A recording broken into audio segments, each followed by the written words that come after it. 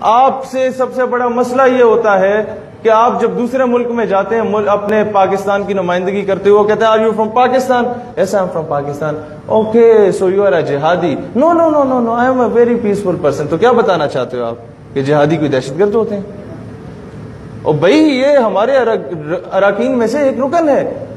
اگر ہم نہیں کر رہے یہ تو کم از کم اس کو ڈسون نہ کریں اور فخر سے بتائیں ہاں ہمارے نبی جہادی تھے, صدیق اکبر جہادی تھے, عمر فاروق جہادی تھے, عثمان غنی جہادی تھے, سیدنا علی المرتضیٰ جہادی تھے, حسنین کریمین جہادی تھے, ٹیپو سلطان جہادی تھے, محمد بن قاسم جہادی تھے. یار انہوں نے ظلم و زیادتی کے خلاف جا کے علم بلند کیا. تو ڈیفینڈ کرنا سیکھو اپنے ریلیجن کو. ہمارے تعلیمی نصاب کو اس طرح سے مینیپولیٹ کیا گیا کہ بچیوں کو ہمارے 6ٹھی کلاس میں بتایا جاتا ہے کہ سنڈریلا بوائے فرینڈ کے ساتھ بھاگ گئی تھی, اور میڈیا جو ہے اس پہ کیا دکھایا جاتا ہے, قندیل بلوچ کو آئیڈیلائز کر کے دکھایا جاتا ہے. قوم کی بیٹی کو کیا بنانا چاہتے ہو؟ قوم کی بیٹی کو آپ کیوں نہیں دکھاتے؟ شرمین عابد چنوئی تو دکھا دی جاتی ہے, سیدنا ام عمارہ کے بارے میں کیوں نہیں بتایا جاتا؟ فاطمہ بنت عبداللہ کے بارے میں کیوں نہیں بتایا جاتا؟ رابعہ بصری کے بارے میں کیوں نہیں بتایا جاتا؟ یہ نیریٹو کیوں نہیں دیا جا رہا؟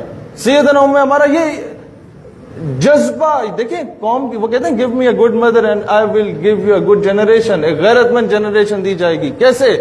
ام عمارہ رضی اللہ تعالی عنہا, انہوں نے جب یہ مسلمہ کذاب نے جھوٹی نبوت کا دعویٰ کیا تھا تو رسول اللہ نے ان کے بیٹے کو بھیجا, صاحبزادے کو, کہ جا کے اسے بتاؤ یار تم غلط آدمی ہو, جھوٹے ہو, راہ راست پہ آ جاؤ, اسلام قبول کر لو. مسلمہ کذاب کے پاس گئے, ام عمارہ رضی اللہ تعالیٰ عنہ کے صاحبزادے. اب یہ ہماری بہنیں جو بیٹھی ہیں ان کے لیے میں پیغام دینا چاہ رہا ہوں کہ کس طرح سے آپ تربیت کی جاتی ہے آنے والی نسلوں کی. ان کے صاحبزادے کو بھیجا گیا, اس نے کہا مسلمہ کذاب کو تم کذاب ہو, تم جھوٹے ہو.